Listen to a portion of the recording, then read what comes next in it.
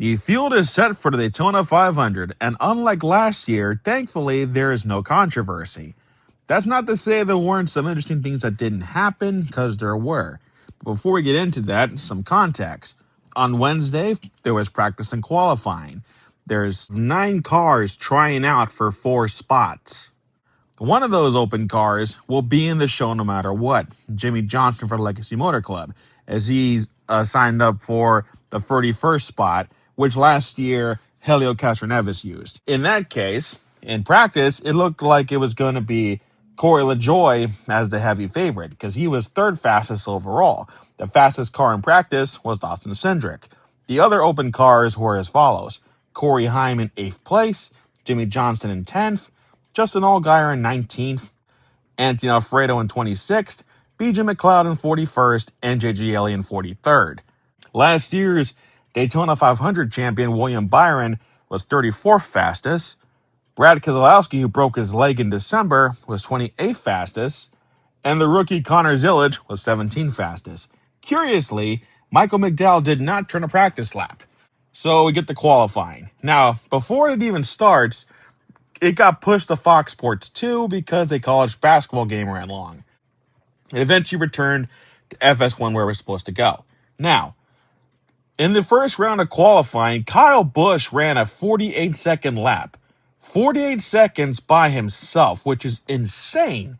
Keep in mind, the next-gen car, when it was new, ran a 49-second lap in 2022 with Kyle Larson. And before the next-gen car, the Gen 6 car ran a 46-second lap with a tapered spacer. Ricky Stenhouse Jr. did that in 2020. So, assuming NASCAR does not interfere, I can see these cars getting faster again, which I like. So, Corey Heim and Justin Allgaier locked themselves into the Daytona 500 on speed alone, which meant that Corey LaJoie and the Rez had to go in via the qualifying races on Thursday. So Duel 1 gets started, and it looks like it's going to be the RFK show. As Ryan Preece takes the lead, Chris Buescher goes to 2nd, Corey LaJoie goes to 3rd, and Brad Keselowski stays in 4th. And they're holding everyone at bay. It's pretty cool, actually. Then it's time for pit stops, and this is where things get a little hectic. Coming into the pits, Casey Mears comes in a little too hot and tries to avoid Noah Gragson, who's also coming into the pits. He gets loose, he hits Noah Gragson, and they both go into the grass. Initially, it looks like NASCAR will knock with the caution flag because it's a 2-car incident and the field is away from when this all happens. But they eventually get stuck and the caution comes out. When this happens, the dynamic of the race kind of changed. Because Ryan Preece took on more fuel than his other RFK teammates, that meant that he started a little bit deeper in the pack than the other cars, meaning Corey LaJoie no longer had that safety net that they worked so hard to make. It also meant that cars like Chandler Smith, who also needed to race his way into the show, had another chance to make it because the RFK shield was down. Things were going swimmingly until about 5 laps to go, when Austin Dillon gives Bubba Wallace a shove, Bubba Wallace gets loose, and a crash happens. This crash looks like it takes out Chandler Smith, because he has nose damage, and Corey LaJoie is now in the hot bird seat. Keep in mind, Corey LaJoie made the Daytona 500 last year, and he's been shown to be a very good plate racer. So really, the cat's in the bag. He should be able to make this race, right? Well, unfortunately, things don't turn out that way. On the final lap, in the backstretch, Corey LaJoie was on the bottom with Daniel Suarez behind him. It looked, all they had to do was hold on. But of course, it's the last lap. You know something crazy is about to happen. Daniel Suarez gives Corey a bump, and that sends Corey into the wall. A crash happens.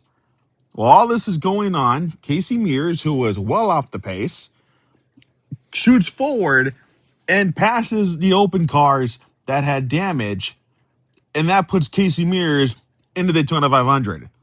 Joey Logano goes on to win Duel number 1.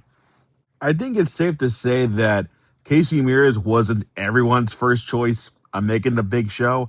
Heavy favorites like Corey Heim and Corey LaJoie were higher on the list, and that just came down to Casey Mears having a very underfunded team behind him, and also Casey Mears being past his prime. But somehow, some way, the little team that could pulled it off. That's a cool story in and of itself.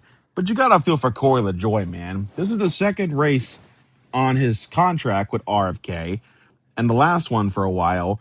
And not only does he not make the Busch Clash, he also doesn't make the Daytona 500. That's a bummer. Chandler Smith, once again, fails to make the Daytona 500. The second duel race happened shortly after the first one, and the rule of thumb of NASCAR and these qualifying races is if one duel race is calm, the other one will be chaotic. And because the first one had some crashing in it and more closer racing, the second race ended up being calm. Chase Briscoe took the lead, and he held on to it for a long time, right up until pit stops. Right before pit stops, something happened. Ricky Stenhouse Jr. and Ty Dillon took the lead, and they led a lap or two. Then the pit stops happened. At first, it was mostly Chevy teams. Then, for some reason, Connor Zillage went to pit all by himself. When it was time for everyone else to pit, Chase Briscoe did not have a good pit stop. He lost the lead and never looked back. Then there was some jockeying for position, and Chase Elliott eventually took the lead and eventually won the race. Caution-free duel race. You love to see it. Thanks in no small part to being the only open team that was somewhat competent, Anthony Alfredo ended up making the 500. Or did he? See, in his duel race, he was going up against BJ McLeod and JJ Yeley. Both teams that are also small, just like his team, and both teams that are notoriously slow on race day. Anthony Alfredo was faster than them. In post-race inspection, it was discovered that he had an illegal part on his car, specifically a piece of air hose that's used to cool the transmission or the transaxle in the back of the car. Because of this, his car failed post-race inspection, and now BJ McLeod will be in the Daytona 500. Isn't that crazy? BJ McLeod has been in the 500 before, but it has been a while since he's been in the main show. So it's pretty cool to see him back, even if it is at the expense of Anthony Alfredo, who, after a very emotional interview, after finding out he made the show, is disqualified.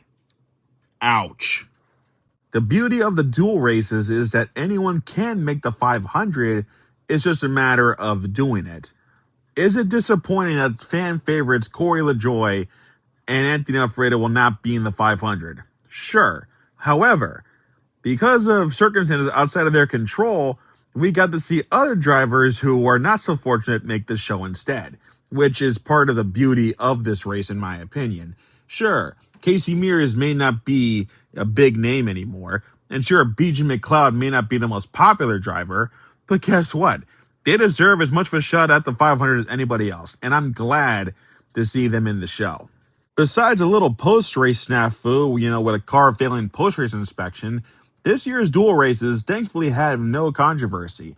Last year there was an issue where NASCAR fans were asking, hey NASCAR, where's the caution flag?